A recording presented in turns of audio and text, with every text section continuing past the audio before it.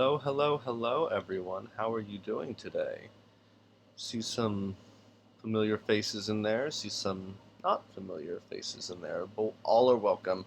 Welcome to Building Character. I am Logan, one half of the host team for the Story Told RPG podcast. But we're trying out Twitch and seeing how that goes. A couple little things. We are partnered with Fool's Moon Entertainment, as well as the D20 Radio Network. You will find information about those in our socials. I'm trying to grow our Instagram presence. If you want to follow the Story Told podcast on Instagram, that'd be really amazing. We're also on Twitter at StoryToldPod. And we are affiliates of Metallic Dice Games. Enter the code StoryTold10 into your order to receive 10% off. I know this, again, I'm doing it on a Tuesday as opposed to a Monday. There was just some stuff going on Monday that I couldn't, get to it, and I wasn't feeling well. I'm still not feeling really well. I've been a little under the weather lately. Not COVID, thankfully. I hope everyone out there is feeling good and safe and content and happy. Today, before I get into the game, you'll notice that the layout looks a little different. I've been working on some branding and some logos for the podcast and the Twitch, making some new things, kind of like revamp it a little bit, keep it fresh, keep it nice. I hope you enjoy. But we are going to be making a character for Scion 2nd edition. We're going to be making a hero rather than origin, because I really want to do like the full kind of enchilada, and I think that the origin level might not be quite as robust as what I'm considering. I will be using a Pain in the Dice guide to Scion. This was written by Chaz, who used to be my co-host at the podcast. He has since gone on to do other things and is really rocking it out there and really, really well. But he made a Pain in the Dice supplement for character creation because sometimes the story path system can be a little confusing. It's confusing is not the right word. It's just not. It's a little obtuse in the book, and he really did a great job of clearing that up. So if you want, you can go get that on DriveThruRPG. It's a great little unofficial supplement, and I'm really glad we have it. So first things first is defining our concept, and the character sheet doesn't really have a place for concept. You'll notice that it's just a one sheet page here today. But basically, read a high-level description of your character, include the character's pantheon, divine patron, and genesis. Now, genesis is kind of how you became a Scion. You can be born, and born would be something like Percy Jackson, who was the son of Poseidon. You could be created and granted life by your divine patron. Think something similar to Adam from Adam and Eve. That would be something similar to creation. You can be chosen, where a god sees your capabilities and goes, I choose you, and, it's like gotta catch them all, like Pokemon. Not really. But it's more about being like Clash of the Titans. Who was that? What was the character in Clash of the Titans? He's somewhat I think he might also be born, but chosen in some respects. And then you have incarnate, and you are the mortal incarnation of a god, and then the god died, but part of that god lives on in you, and you can become that god again, albeit maybe a little different. Okay, so I need to come up with a concept. I do think I'm probably going to make a born god, but we'll see what happens. I also have to define 3 deeds for your character: a short term, a long term, and a band. We will not be making a band deed, because a band is basically a party, a group, a circle. Every game calls it something a little different, but we're not making a band, so we're not going to have that. So we're just going to put TBD. So now concept. Pantheon, Divine Patron, and Genesis. I do think the Pantheon I want to go with is probably the Tuatha. Just so I can kind of stick with my own cultural identity. The Irish gods, fierce in their honor and passionate, are a descendant of ancient divine refugees. And I think I kind of want to make, conceptually, let's see here. Whoa, the book is flipping out on me. Hmm.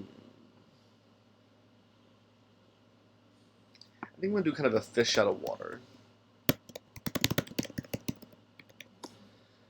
So someone who doesn't really fit in, a little bit of a wallflower, and we'll see which divine patron makes the most sense for that. Let's see. So the 12th lead on page 154.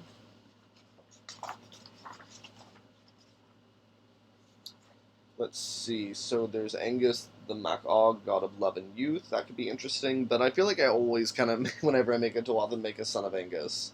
There's Bridget, the triple goddess of fire. The Dagda. Um, the Red Lord of Great Knowledge. The Anchet. The Physician of the Gods. Dawn, Lord of the Dead. That could be interesting. Hmm. There's Eru, the triple goddess of sovereignty.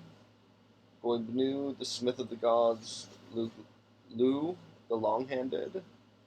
Manan Maclear, god of the sea. The Morrigan, triple goddess of prophecy and war.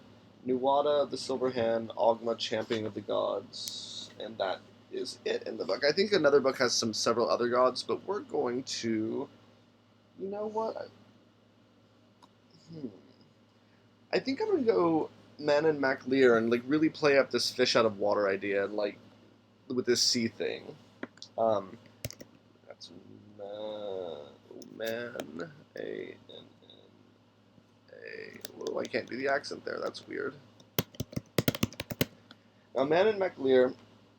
It says the Tuatha Sea God commands great respect from the pantheon, whose worldly home and multifarious otherworld realms are all islands. Mananan. Ooh, Gaelic is fun, y'all. Usurped the position from his father, the Fomorian Lair, and now governs passage to Tir Nanog.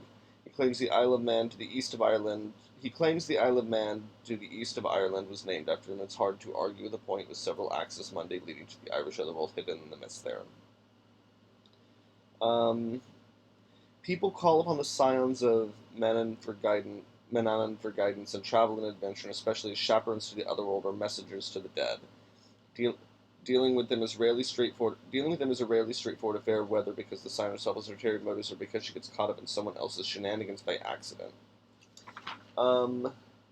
So his callings as a god are guardian, liminal, and trickster, and his purviews are deception, journeys, prosperity, stars, and water. So that'll be a lot of fun to do with. So before we get too much further into this, let's just talk about what Scion is. Scion is basically playing Percy Jackson. But instead of it just being the Greek gods, it is all gods. And instead of the world not knowing about it, the world is very fully aware that the gods are real.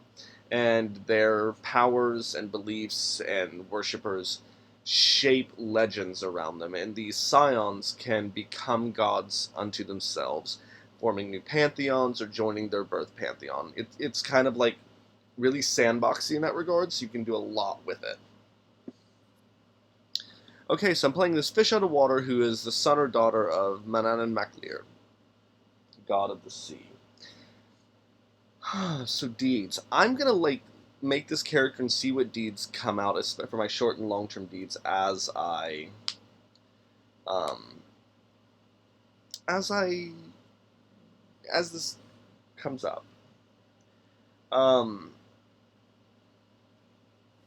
So first things first is we have to start looking at paths. Let's see.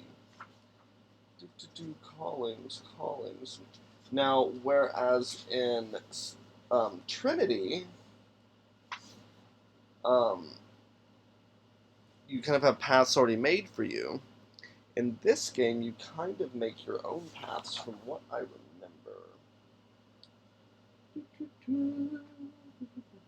Yes. So you have your origin path, your role, and your pantheon. O R P. Now my pantheon path has already been determined for me. So each path includes the following: a short descriptions of the path's title, 3 associated skills, and you take 2 skills defined by the pantheon plus 1 skill that matches your character's themes as they relate to the pantheon. No skill may be associated with more than 2 of your character's paths. Then you get contacts and access for potential connections, and potential path condition for invoking the path too often. So you rank your paths to generate skills. Your primary gets 3 dots, your secondary gets 2, and your tertiary gets 1. You have 5 dots of additional skills, and you add a specialty to each skill with at least 3 dots. So we're going to work on that. So origin, wallflower, role, voice,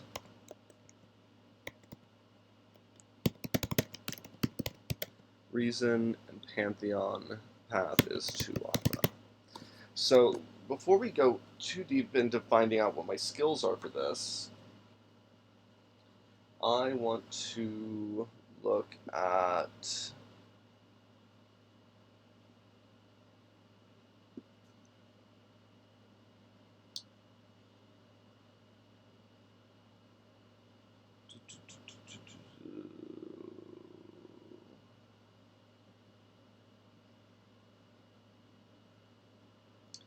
I'm looking for the specific bit about the Tuathan path because that will give me my skills. Here we go.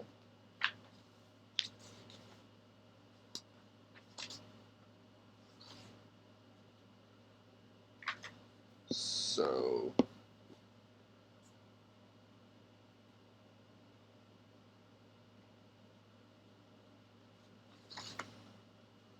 culture and close combat.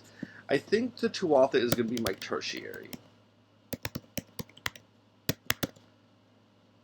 And we're going to call this path the Bastard. So I get 1 dot from that. The voice of reason is going to be my primary. And wallflower will be my secondary. So let's see, I get culture, close combat, and I'll get empathy too. So the voice of reason, let's see, we'll get persuasion,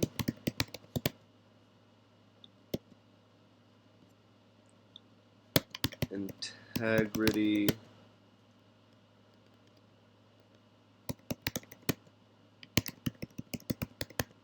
leadership.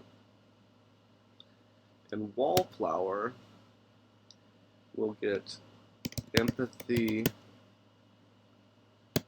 culture, and academics.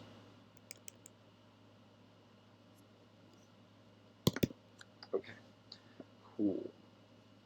So let's see, let's start with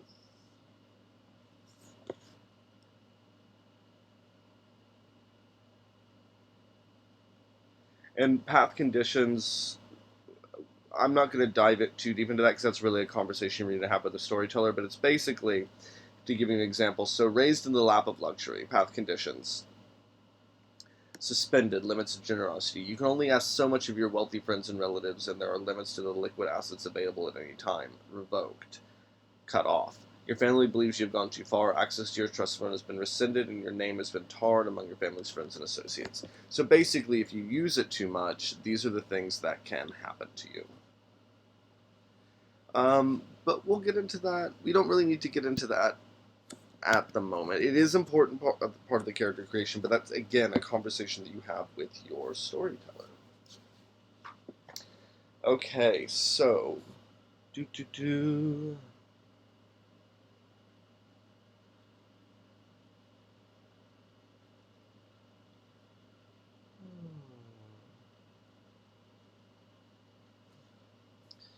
So with my primary path to voice of reason, persuasion, integrity, and leadership, I want him to develop.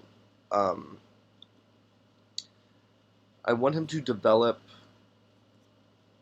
leadership as he goes on. So we're going to have 2 dots of persuasion and 1 dot in integrity.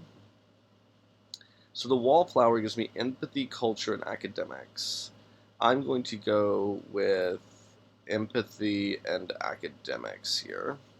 And my tertiary gives me culture, close combat, and empathy. I'm going to take another dot in empathy. Ooh, not 3. Okay, so now I get 5 more dots. I am going to go ahead, because this is a role-playing game, I'm going to take a dot in close combat. I am going to take another dot in academics, dot in athletics, a dot in integrity, and a dot in survival. So it should be 11 dots total. Perfect. I don't have anything in a 3 yet, so I cannot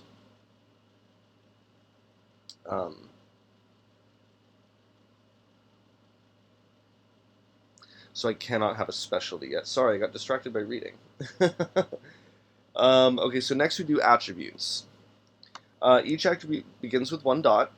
Pick a favored approach, and approach is power, finesse, or resilience, and add 2 dots to each attribute of that approach. Well, I'm going to go resilience with my character here. Now prioritize the arena, and the arenas are mental, physical, and social. And it's 6, 4, and 2. I think I'm going to go mental first. So 1, 2, 3, 4, 5, 6. I'll go social next. Let's see, 1, 2, 3, 4. Ooh, I took a 5. And then my last one is 2. I'm going to just do that might and dexterity. And then you add 1 dot to any attribute. What do I want to do? God, I forgot you don't start with many skills in this.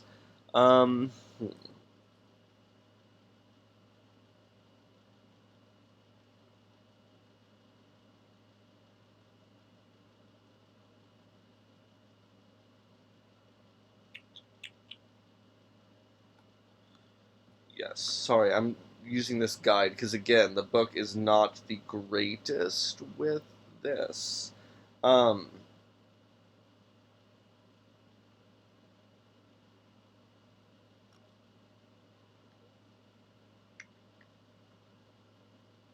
Perfect. Okay, cool. So I get to add 1 more. Uh, hmm.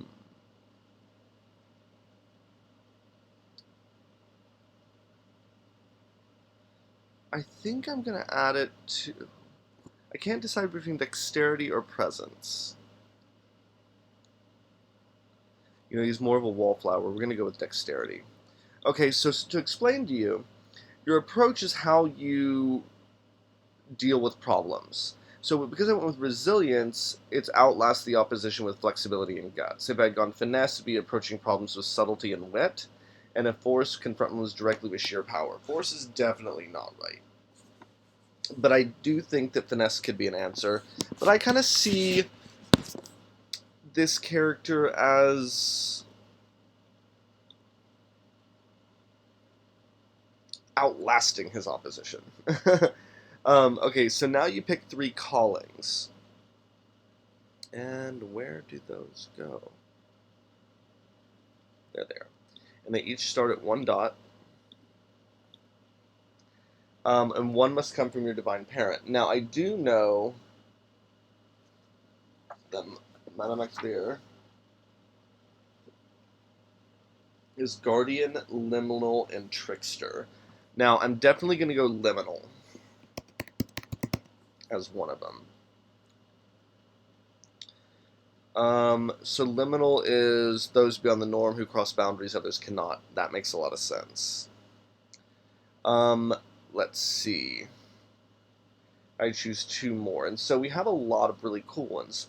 There's Creator, who's artisans, guardians, who are defenders, patrons, and stewards. If I go Guardian, it'd be very much in line with being a son of the god of the sea, because again, he's Guardian, Liminal, and Trickster. I'm not going to go Trickster, but I do think I will go...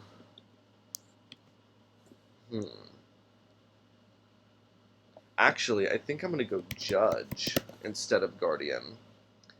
And then for my third one, maybe I'll go Sage. So Judge says lawgivers, enforcers, and banishers of corruption, and Sage is teachers, students, guardians of knowledge, and wise fools. I think that makes a lot of sense. Assign 5 dots to callings, minimum of 1 for each calling. So I think I'm going to do that and that. And then I do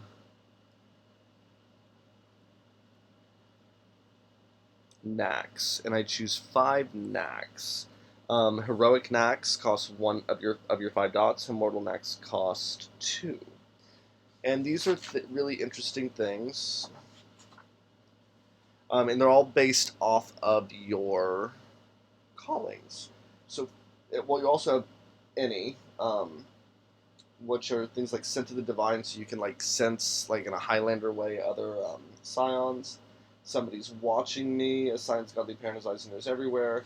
Born to be kings, and aura of greatness.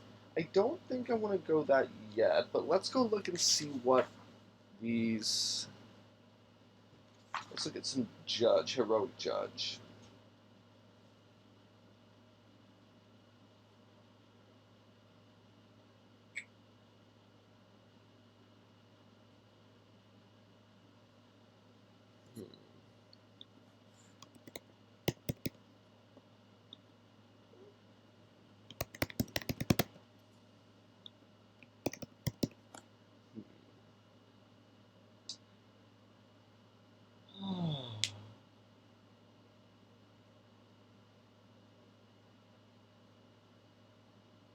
I think for Judge, I'm going to take Lie Detector.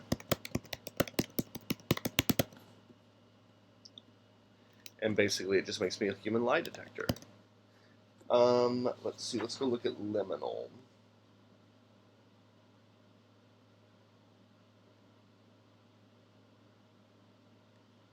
I think I'm going to go Beyond Memory.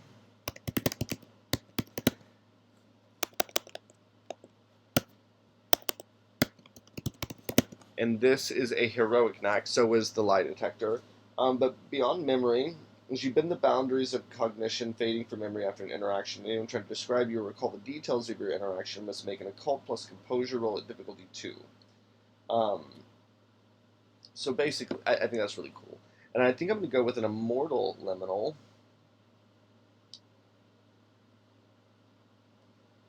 With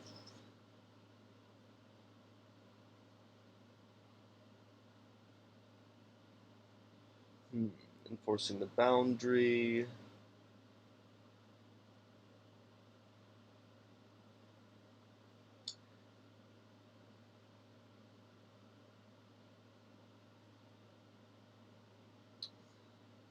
I think I'm going to go Pierce the Veil. And basically, when you cross boundaries on an epic scale, descending into the afterlife on foot, driving your way across the globe, imbue a point of legend rather than spending it to invoke your legendary title as a feat of scale. My legendary title is going to come from my Liminal. I just need to figure out how to define that. And I think his name is Grady. I could use a really awesome Irish last name, though.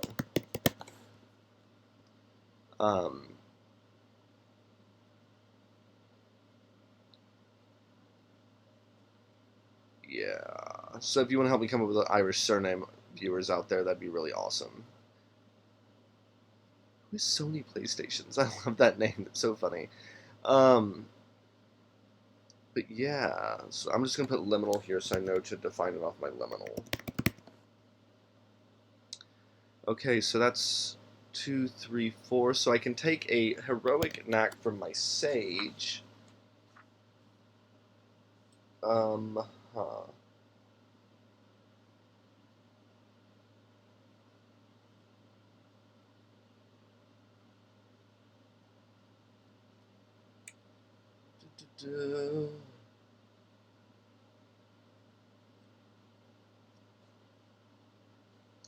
I think I'm going to go Palace of Memory. So basically, I can detect lies, I can fade from people's memories, I can pierce the veil and use my legend to help me do epic journeys. So I'm becoming a psychopomp of some variety, I think. Memory. There we go. But Palace of Memory, when you recall past events that you've experienced or studied, you're able to recall the details flawlessly, never missing out on any clues or dropping the ball on any details you might remember.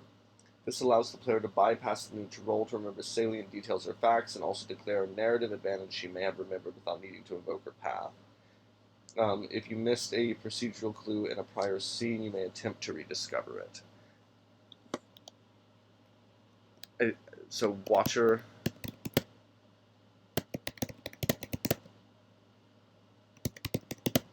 It's my legendary title, Watcher Within the Mists. And I think Grady probably witnessed something before his visitation from his father, and it's kind of what led to the visitation. And so he's known as being watchful and very reserved and composed and an arbiter of right and wrong, weighing all the details and remembering all the details. But he exists outside of time and space with it. It's almost like he is this. He's where the sky meets the sea, and that fog forms. And okay, cool. This is awesome. That's a great, great, great direction to take this. Let's see. So birthrights. You have 7 dots among the birthrights, and these are things like creatures, followers, guides, relics, and covenant. I'm not going to do those because I'm not going to. Those are a little more complicated. So creature. Each investment in creature gives you a mythical beast or a blessed animal that travels with you. Each dot grants the creature 3 dice. In each of their dice pools, you can buy antagonist qualities and flares from the antagonist section for a creature in exchange for 2 dice for the creature's dice pools. I think I am going to take creature 3. 3, 4, 6. So 7 dice. Because I get 9, and then I'm going to take an equality.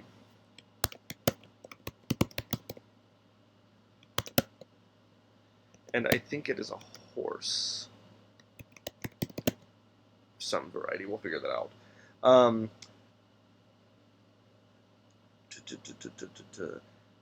So then followers are people that follow you. Guides are powerful beings who are more involved in the day-to-day lives of the characters than most of the gods. They can be godly incarnations, legendary creatures, ghosts, spirits, and other powerful scions. I think I'm going to take a guide at 2. Guides provide a number of unique benefits, like paths. Guides can be invoked to grant access and connections. Guides also offer a special stunt that can be activated with the relevant asset skills. All guides grant the Scion the ability to call on a Deus Ex Machina. Once per arc, the Scion may act as though they were 1 tier higher for the rest of the scene. Additionally, they may use a boon they don't know from a purview they have access to if they have that. If they have access to, as if they had that boon. While limited, you should not overlook this powerful ability. So basically, I need to choose a asset, skill, and a purview.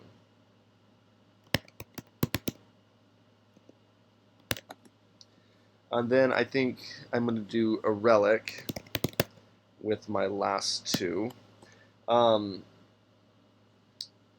relics are the magical treasure of the gods and heroes. Relics are customizable to include a variety of powers, offset by the flaws depending on the level of the relic.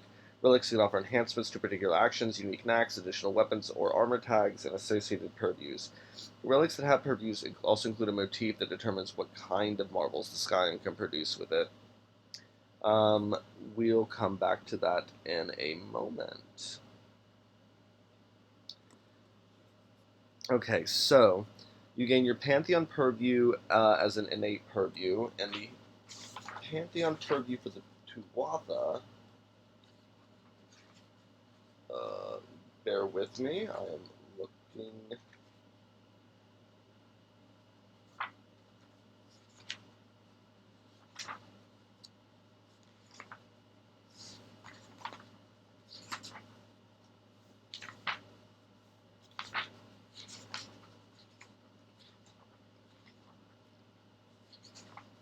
Here we go. Is Geza.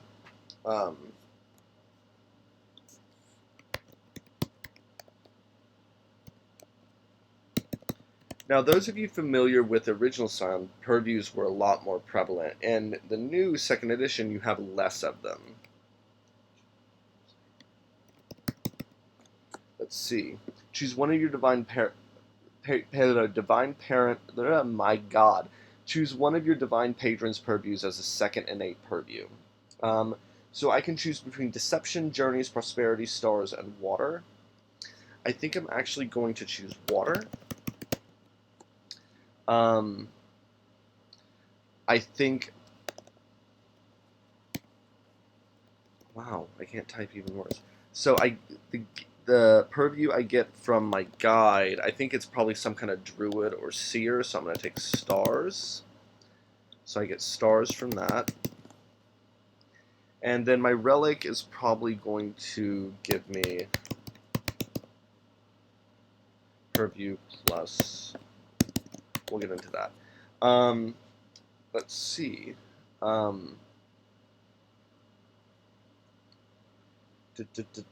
What do I want? What are all the purviews?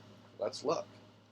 238. So let's see. There's artistry, beasts, beauty, chaos, darkness, death. Actually, I think, because I exist in that liminal nature, I think, let me just make sure it still exists. Sky. I think my relic gives me access to the sky purview. And I think his relic is going to be a torque. Let's see. So 237, 238 talks about motifs. So Pantheon motifs, magic flows from verse and satire.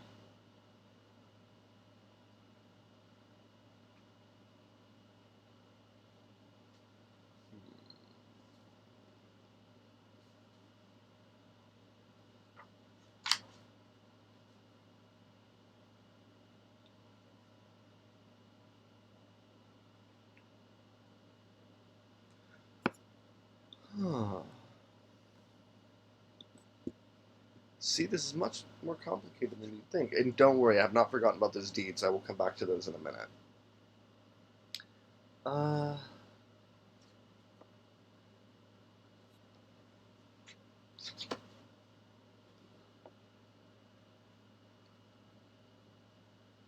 That's right, you get innate powers from your purview. So,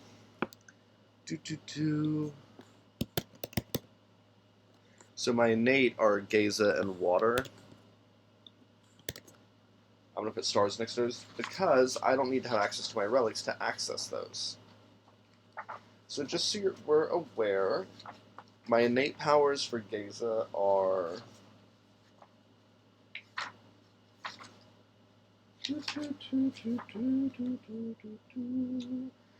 You're under a gaze. If you break it or otherwise resolve the condition, the story guide should arrange for you to fall under another, either from a Tawatha or a fellow Scion, one of the She. You take on a set. So basically, I'm under a promise. I could take Legis or Tongue of the Bard. Tongue of the Bard lets you speak a character's... Your Bard tongue speaks of a character's prowess and deeds. That's the story guide of the following. I don't think I want to do that, because I get 2 boons. So let's see. So let's see what water looks like. So I can breathe water like air and swim with flawless grace, ignore any complication. That's the innate power. Changing tides lets you control water, reborn in the depths, lets you heal in water, and sink hopes. And sink hopes lets you make people feel like they're drowning. That's kind of cool. Sun, stars, the innate power. As long as you're beneath the open sky, you can take a simple action to shift your senses to a god-eye view looking down upon down on yourself and your surroundings. Um, so with cosmic perspective, you can peer into the past. Guiding star, you create a mystical beacon that leads either directly to you or the location that you are in when you use this. Story path lets you.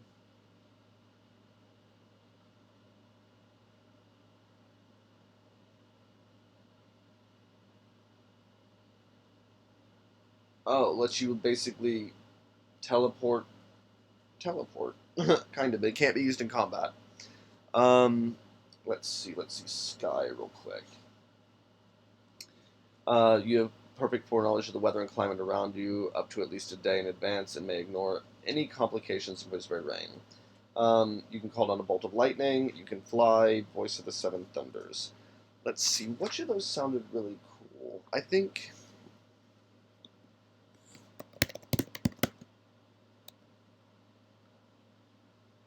Starry Path sounded cool. Actually, you know what? No. That's not right.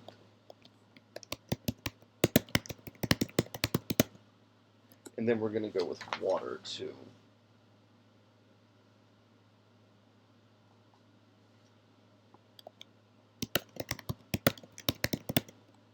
We're going to go with Cosmic Perspective and Sync Hopes.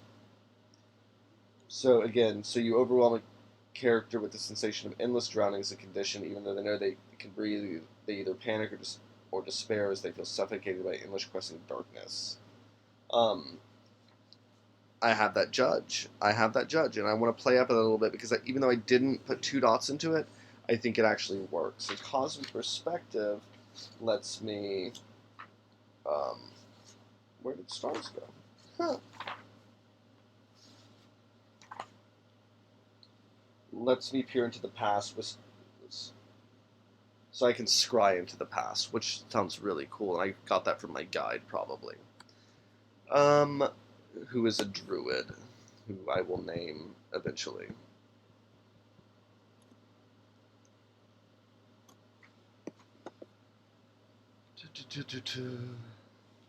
Okay. So I record my Legend of One, record my virtues, and the Tuathan virtues are. There's a lot of like moving parts to this. 154.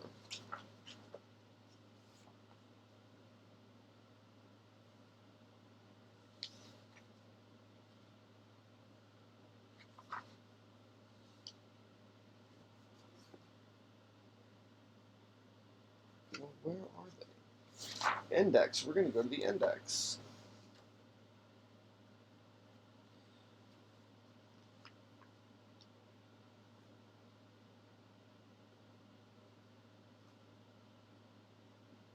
Oh, okay. Okay. Well, and it's been a minute since I've done this, and I am remembering why. 189. Um,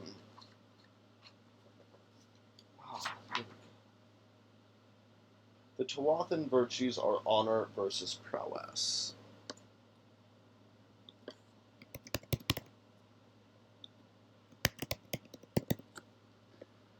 Um,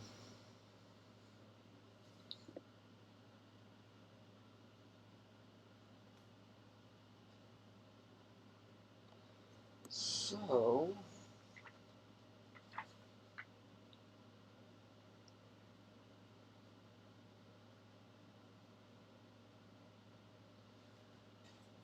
I just need to note my virtues. I believe it starts in the middle here, and it's a track. It can go up and down, up and down, up and down.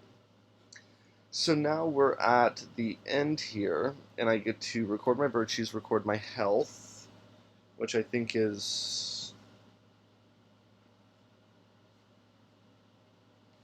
again, not clearly outlined.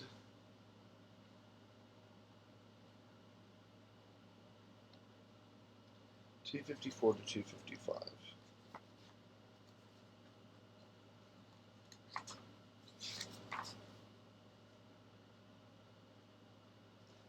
That's not the health I'm looking for.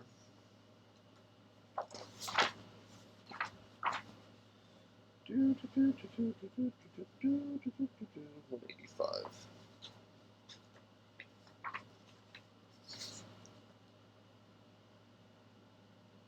Okay, one slot for bruised, injured, maimed, and taken out. Add an additional bruise if your character's stamina is 3 to 4. What is my stamina? Okay, cool. So I do have an extra bruise slot, which is nice. Defense is based on your character's physical resilience attribute, stamina, resolve, or composure.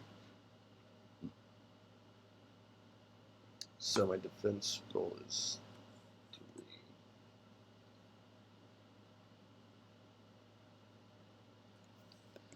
Oh, resilience. Okay,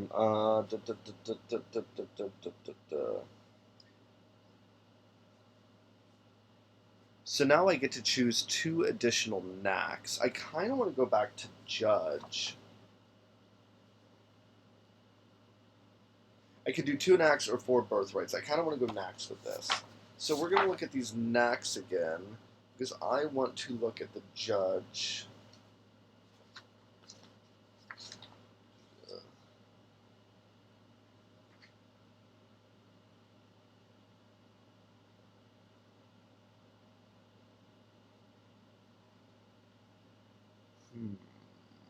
And I think I'm going to go Immortal Judge, and how I'm going to justify this is pierce the veil. We're going to put a little note here that's immortal. That's 2.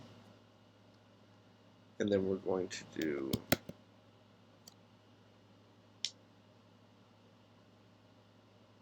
the pain of dishonesty.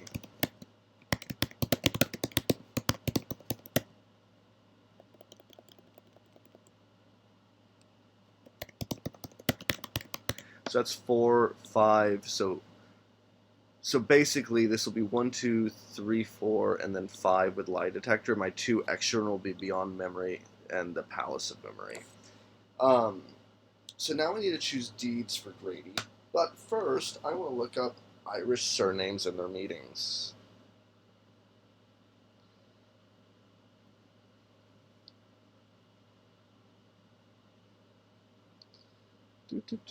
Irish surnames. Let's see.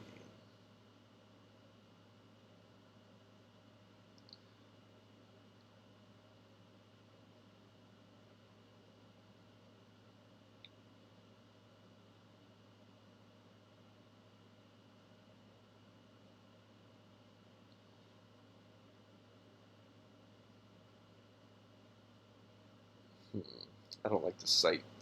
I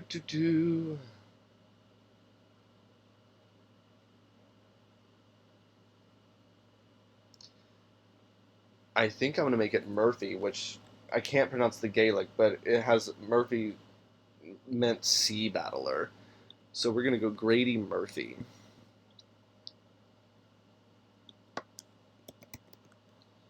R-P-H-Y. I didn't know if it was E-Y.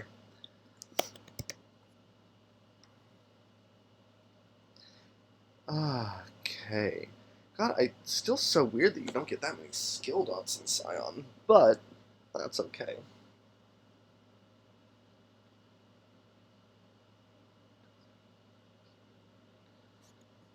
But I do have insane composure and resolve. So my short-term deed is to...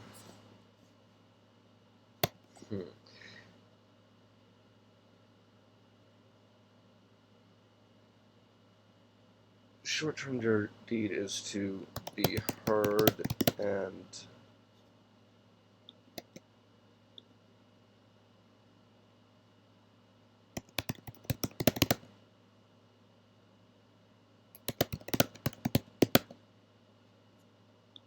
His long-term deed is to...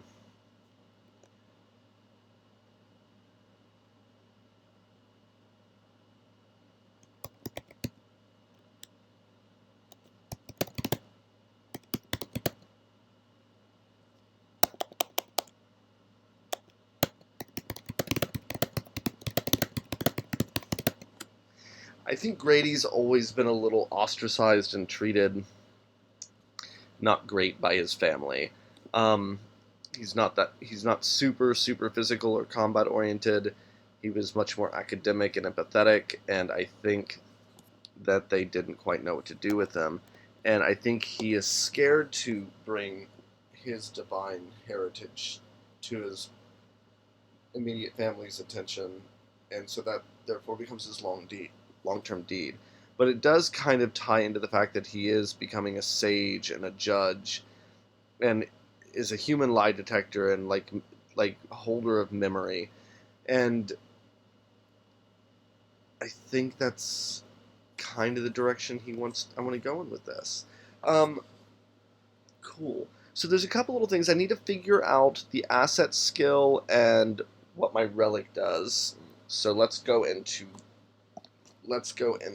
that real quick, because guide, because we do need to. I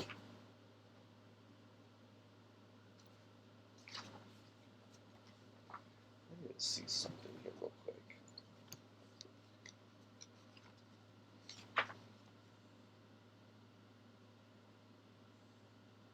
Why do all these characters have so many abilities?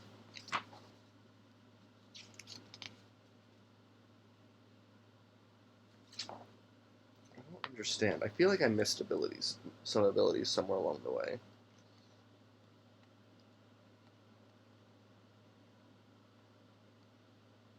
We'll get back to that in a second.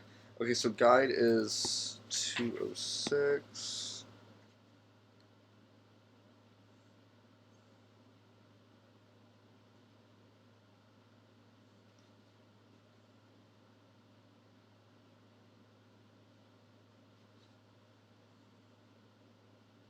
Oh, I'm an idiot.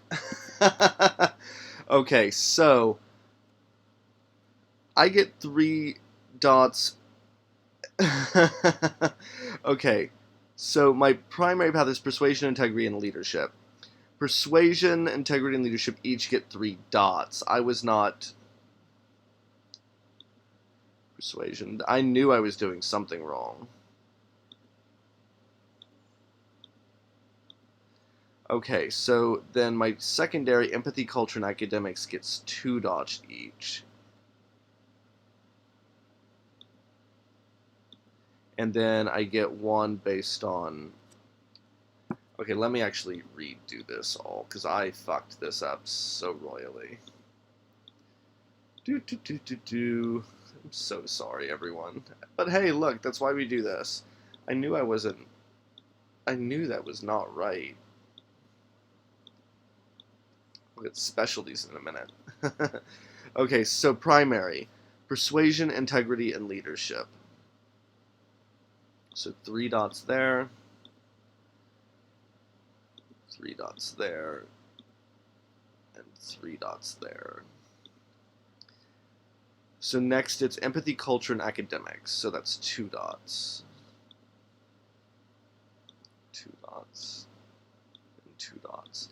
And then I get 1 in culture, close combat, and empathy. Culture. Then I get 5 more dots. Okay, so we're going to do academics, athletics, 3, 4, 5.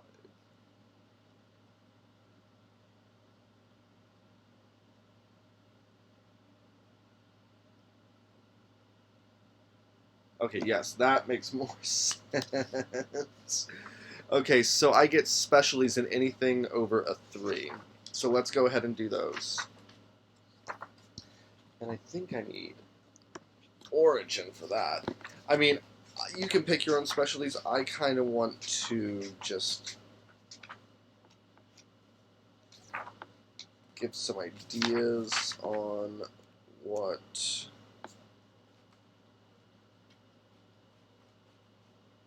is appropriate. Okay, so let's start with academics.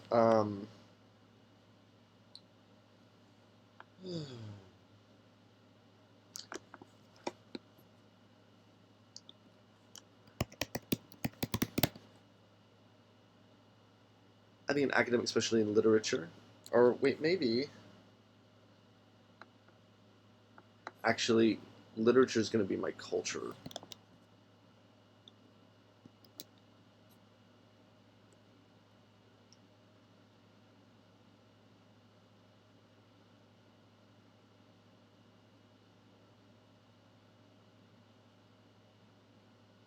So when you have a specialty, it gives you a +1 enhancement to rolls with that skill when it comes up. So that empathy is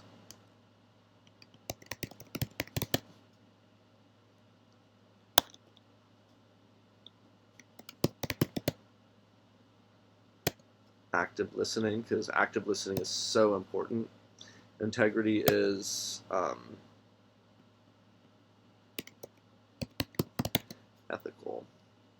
Leadership is fair-minded. Persuasion is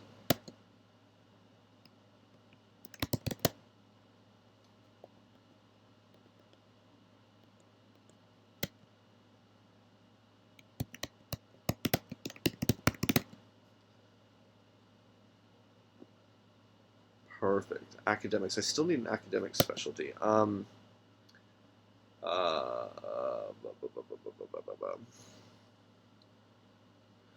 oh goodness.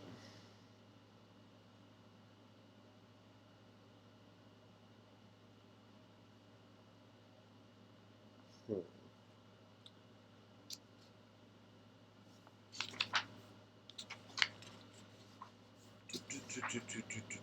I don't know what a good academic specialty for Grady would be.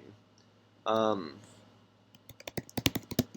let's go with history, because that'll tie into the looking at the scrying into the past thing. Okay, perfect. So now, guide, page 206. Look, we're almost to the end of this, and you can quit listening to me whenever you want.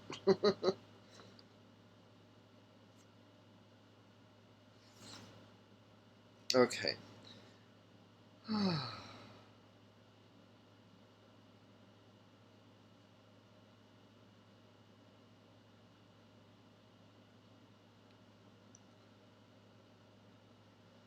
Okay, so my guide is 2. So, so basically, I get a guide stunt. One second.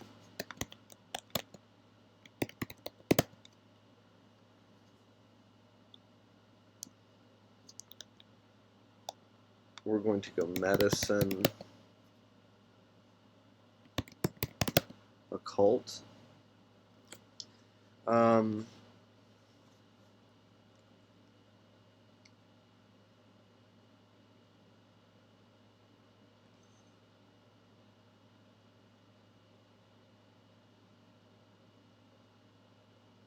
oh, interesting. You know, we're going to bump creature down to 2, and that'll be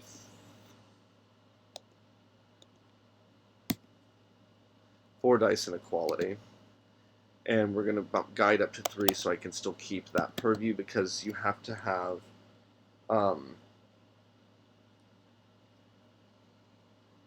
to get the purview, you have to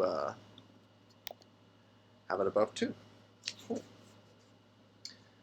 So 210. Okay, so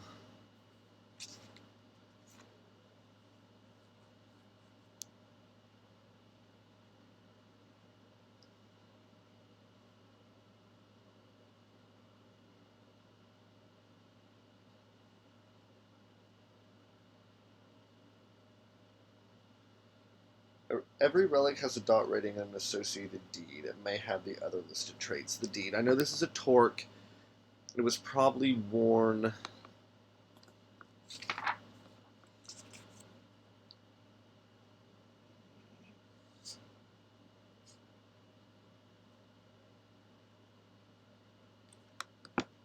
A 2-dot relic can grant 1 purview. Perfect.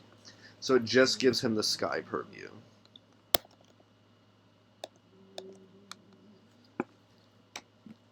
And I will leave that vague for you if anyone decides to play Grady. to define what that torque is, and what its deeds and motif. Deed, motif, TBD. But it does give him access to the sky purview, which is where his boons come from. Although he doesn't have any boons from it, he can learn boons from the sky purview. So that right there, my friends, is Grady Murphy, and he is this week's building character. Thank you so much for joining me. If you have any questions, please hop on our Discord. And if you like what we do here, please consider subscribing and liking us here on Twitch, or even going to our Patreon and donate and giving to us there. We really appreciate it, and thank you so much for tuning in. Have a wonderful rest of your night, guys, and I will see you next week. Bye-bye.